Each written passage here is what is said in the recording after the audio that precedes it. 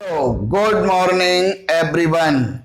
I hope you all are good and we energetic. So today we start next topics of chapter 3, current electricity. Kirchhoff's law. There are two laws for currents and resistances in electric circuits. Kirchhoff's एक scientist name है. उन्होंने किसी electric circuit में currents और resistance से related two laws दिए. These are based on the laws of conservation of charge and energy. ये जो किरचॉफ्स लॉ है वो conservation of charge and energy पर डिपेंड है. Number A, Kirchhoff's first law, जिसे हम जंक्शन लॉ और करंट लॉ भी बोलते हैं. The algebraic sum of current meeting at A point is zero. किसी पॉइंट पर सपोज 2, 3 और मोर देन जो कंडक्टिंग वायर हैं जिनमें करंट फ्लो हो रहा है वो कनेक्ट होते हैं, तो उस जंक्शन पॉइंट पर जो टोटल करंट है वो जीरो होगा. The current approaching the point are taking as positive and the currents flowing away from it are taken as negative. अगर उस जंक्शन पॉइंट से करंट बाहर जा रहा है, अबे हो रहा है, तो उस करंट को नेगेटिव साइन से रिप्रेजेंट करेंगे, और अगर उस पॉइंट की तरफ करंट आ रहा है तो उस करंट को हम पॉजिटिव साइन से डिनोट करेंगे.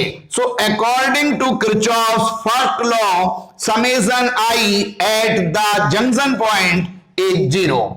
अगर हम एक एग्जाम्पल की बात करें, सपोज कीजिए ये एक जंक्शन पॉइंट है और यहां पर कई रेजिस्टेंस वायर और कंडक्टिंग वायर कनेक्ट हो रहे हैं जिन पर करंट का मैग्नीट्यूड डिफरेंट है. सपोज कीजिए फर्स्ट वायर पर current magnitude is I1, second wire current magnitude is I2, third wire current I3, फिर उसके बाद करंट I4 और I5. Junction point O. Eight the junction point, at the junction point,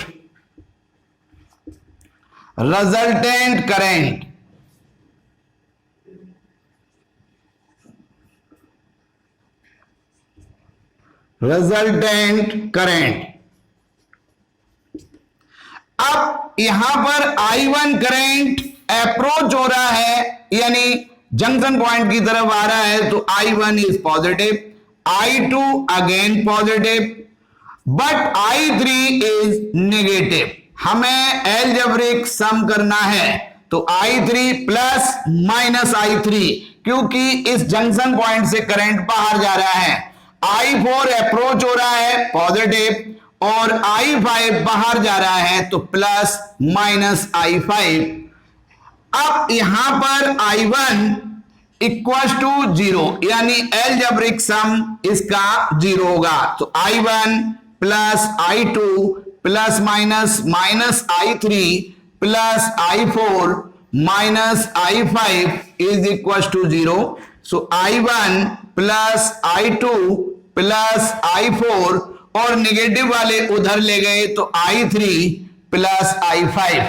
इसका मतलब ये हुआ कि जंक्शन पॉइंट पर डिफरेंट वायर से जो करंट आता है उतना ही करंट अदर वायर से पास भी होगा, यानी जंक्शन पॉइंट पर टोटल करंट जीरो होगा. सपोज कीजिए कोई एक वायर है और उसमें 5 एम्पियर करंट फ्लो हो रहा है. अब उस वायर के किसी पॉइंट को हम जंक्शन पॉइंट मान लेते हैं, तो यहां पर जो टोटल करंट है वो I0 होगा, क्योंकि एक साइड से अप्रोच हो रहा है तो प्लस 5 एम्पियर, प्लस दूसरे पॉइंट से अबे हो रहा है तो minus 5 ampere. So total current I is equal to 5 ampere plus minus 5 ampere. is equals to 0.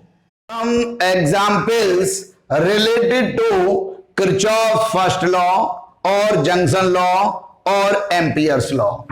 Example number 1, हमें एक क्वेश्चन प्रोवाइड है. सपोज कीजिए ये वायर है जिसमें कई वायर कनेक्ट हैं और इस पॉइंट पर 3 वायर पास हो रहे हैं. तो सपोज कीजिए यहां पर करंट मैग्नीट्यूड 13 एम्पियर, यहां से करंट 1.5 एम्पियर पास हो रहा है, इधर से करंट 0.5 एम्पियर ऐड हो रहा है, यहां करंट का मैग्नीट्यूड 2 एम्पियर और इधर करंट मैग्नीट्यूड 1.8 एम्पियर, यहां current magnitude I question mark और इधर करंट इज 5 एम्पियर. तो फाइंड द करंट आई. तो अब हम यहां पर ये देख रहे हैं कि ये एक जंक्शन पॉइंट है. तो इस जंक्शन पॉइंट पर according to Kirchhoff first law current is 0. तो 13 ampere current positive, negative 1.5 ampere. तो अब इधर जो पास होगा वो 13 माइनस 1.5 तो 11.5 एम्पियर करंट ही पास होगा. क्योंकि यहां पर 11.5 नेगेटिव आएगा और 1.5 इज ऑल्सो नेगेटिव, तो माइनस 13 एम्पियर नेगेटिव और पॉजिटिव 13 एम्पियर, तो यहां 0 हो गया. ठीक उसी तरह नेक्स्ट जंक्शन पॉइंट ये है. तो 11.5 एम्पियर पॉजिटिव, 0.5 एम्पियर पॉजिटिव, इसका मतलब यहां से पास होगा 11.5 plus 0.5 is equal to 12 ampere. Again junction point है तो 12 एम्पियर करंट आ रहा है, 2 एम्पियर नेगेटिव है, तो 12 माइनस 2 यानी 10 एम्पियर करंट इधर पास हो जाएगा. अगला जंक्शन पॉइंट ये है. तो 10 एम्पियर करंट अगर यहां पर आ रहा है तो 3 वायर से 10 एम्पियर करंट पास होगा. तो अब 10 में से यानी 10 एम्पियर करंट पॉजिटिव है. अब उसके बाद प्लस माइनस 5 एम्पियर क्योंकि ये बाहर जा रहा है और ये भी आपका 1.8 माइनस बाहर जा रहा है और plus minus I is equal to 0. तो 10 minus 5 minus 1.8 minus I is equal to 0. तो इसका मतलब ये हुआ 10. अब यहां पर 10 minus 6.8 minus I is equal to 0. तो अब 6.8 को माइनस करेंगे 10 में से तो 7.2 minus I is equal to 0. So I is equal to 3.2. तो I is equal to 3.2 ampere, यानी यहां जो करंट का मैग्नीट्यूड है वो 3.2 एम्पियर होगा.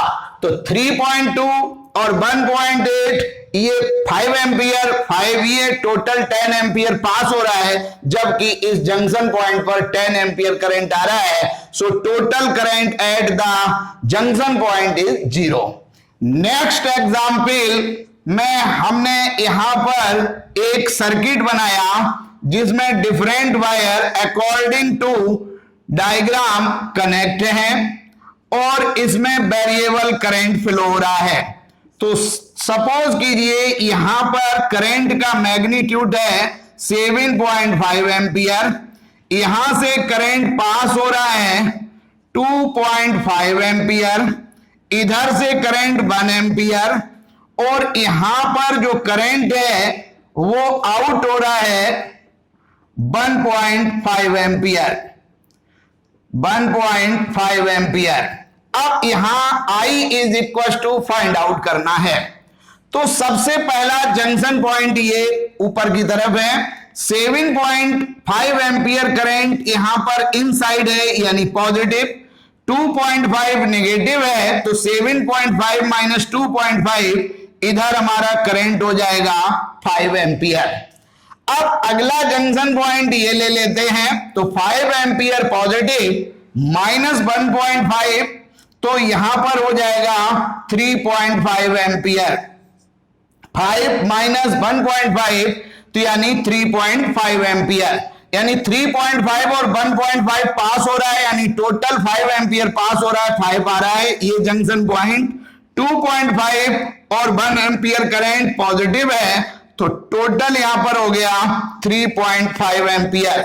नेक्स्ट जंक्शन पॉइंट 3.5 इधर से आ रहा है, 3.5 इधर से आ रहा है, यानी हमारा ये जो पास करंट होगा वो 7 एम्पियर होगा, लेकिन एरो अपोजिट साइड है, तो I is equal to -7 ampere at the junction point. ये करंट हमारा आ रहा है, यानी इसका मतलब प्लस 3.5 प्लस ये भी आ रहा है 3.5 और प्लस ये भी आ रहा है I इज इक्वल टू 0। तो 7 plus I is equal to 0, so I is equal to -7 ampere. B part, Kirchhoff second law और लूप लॉ और voltage law. In a closed electric circuit the algebraic sum of EMFs is equal to the algebraic sum of the product of the resistances and the current flowing them। यानी algebraic sum of voltage is equal to algebraic sum of EMF। तो algebraic sum of voltage according to Ohm's law IR, यानी algebraic sum of product of resistance and currents is equal to the algebraic sum of EMFs। लेकिन ये जो Kirchhoff second law है उसके लिए condition है कि हमारा जो सर्किट है वो क्लोज्ड होना चाहिए। फॉर एग्जाम्पल हम यहां पर एक सर्किट कंसीडर करते हैं। सपोज कीजिए यहां एक बैटरी है जिसका ईएमएफ E1 है, एक रेजिस्टेंस कनेक्ट है R1 पॉजिटिव नेगेटिव टर्मिनल, एक दूसरी बैटरी जिसमें रेजिस्टेंस R2 कनेक्ट है और बैटरी का जो ईएमएफ है वो E2 है। अब दोनों ये कनेक्ट हैं। अब इसके बाद यहां से एक कंडक्टिंग वायर कनेक्ट है जिसका रेजिस्टेंस R3 है, यानी इस तरह से हमारा एक सर्किट है, ठीक है ना। अब यहां पर सबसे पहले हमने फर्स्ट जो हमारी बैटरी है वहां से सपोज करंट I1 फ्लो होता है, दूसरे से I2 फ्लो होता है। यहां पर ये जंक्शन पॉइंट आ गया, तो according to Kirchhoff first law, यानी at the junction point total current is 0, तो I1 I2 यहां इन आ रहा है, तो यहां से पूरा करंट आउट होगा। तो I1 plus I2 current flow होगा R3 में, वापस ये जंक्शन पॉइंट आ गया, तो यहां फिर करंट 0 होगा। तो I2 करंट R2 में और I1 करंट R1 में फ्लो होगा। हमने यहां पर नेम दे दिए A B C D E और F, यानी ये हमारा एक सर्किट है। अब इस सर्किट में अगर हम फ्लोइंग करंट निकालना चाहें I1 I2, या फिर हम पोटेंशियल डिफरेंस निकालना चाहें बिटवीन CD, तो उसके लिए हमें सबसे पहले फ्लोइंग करंट कैलकुलेट करने होंगे। तो यहां पर जो हमारा सर्किट है उसमें हम 2 लूप ले लेते हैं, क्योंकि हमारी जो अननोन क्वांटिटी है वो 2 है, I1 और I2। तो यहां पर 2 लूप ले लेते हैं, एक ऊपर वाला क्लोज्ड लूप और एक नीचे वाला। तो in loop A B E F A, अब ये हम चाहे क्लॉकवाइज और एंटी क्लॉकवाइज चलें, किसी भी पॉइंट से स्टार्ट करें, लेकिन क्लोज्ड लूप यानी कंप्लीटली क्लोज्ड लूप पर मूव करते हुए उसी पॉइंट पर आना है। करंट की डायरेक्शन में चलने पर करंट और रेजिस्टेंस का प्रोडक्ट पॉजिटिव और अपोजिट चलने पर प्रोडक्ट नेगेटिव आएगा। बैटरी का नेगेटिव टू पॉजिटिव टर्मिनल जाएंगे तो ईएमएफ पॉजिटिव आएगा और पॉजिटिव टू नेगेटिव टर्मिनल जाएंगे तो ईएमएफ नेगेटिव आएगा। तो हमने लूप लिया A B E F A, तो यहां पर कोई रेजिस्टेंस नहीं है, बी से ई की तरफ जा रहे हैं, रेजिस्टेंस R2 है, करंट I2 है और हम जो जा रहे हैं वो फ्लोइंग करंट के अपोजिट है। इसका मतलब प्रोडक्ट I2 R2 नेगेटिव होगा। वापस ई से एफ तक रेजिस्टेंस नहीं है, एफ से ए गए, करंट की डायरेक्शन में जा रहे हैं तो product I1 R1 is positive is equal to, अब यहां पर पहले पॉजिटिव है फिर नेगेटिव है, इसका मतलब E2 इज नेगेटिव और इधर पहले नेगेटिव फिर positive, so E1 is positive, equation number first. अब दूसरा लूप लेंगे, in loop B C D E B, B C D E और बी, तो यहां पर बी से सी रेजिस्टेंस नहीं है, सी से डी रेजिस्टेंस है, करंट की डायरेक्शन में है तो करंट है I1 plus I2 into resistance R3 और वापस जब हम ई से बी की तरफ जाते हैं तो करंट की डायरेक्शन में जाते हैं तो product I2 R2 is positive is equal to, यहां पर battery negative to positive so E2 is positive. अब I1 I2 प्रोडक्ट करते हैं तो I1 R3 plus I2 R3 plus I2 R2 is equal to E2। I1 R3 plus I2 common लिया, R2 plus R3 is equal to E2, equation second. Solving equations first and second and find out I1 and I2। जब हम इन दोनों equations को first और second को solve करेंगे और solve करने के बाद I1 I2 फाइंड आउट कर लेंगे। अब अगर सपोज कीजिए कि हमें CD के मिडिल में पोटेंशियल डिफरेंस फाइंड आउट करना है, so potential difference between CD V is equal to according to Ohm's law current into resistance, तो करंट है I1 plus I2 into resistance R3। तो जो हमारी value I1 I2 find out होगी उसका सम करेंगे और R3 का प्रोडक्ट करेंगे, पोटेंशियल डिफरेंस भी निकल आएगा, ईच पार्ट में फ्लोइंग करंट की वैल्यू भी निकल आएगी।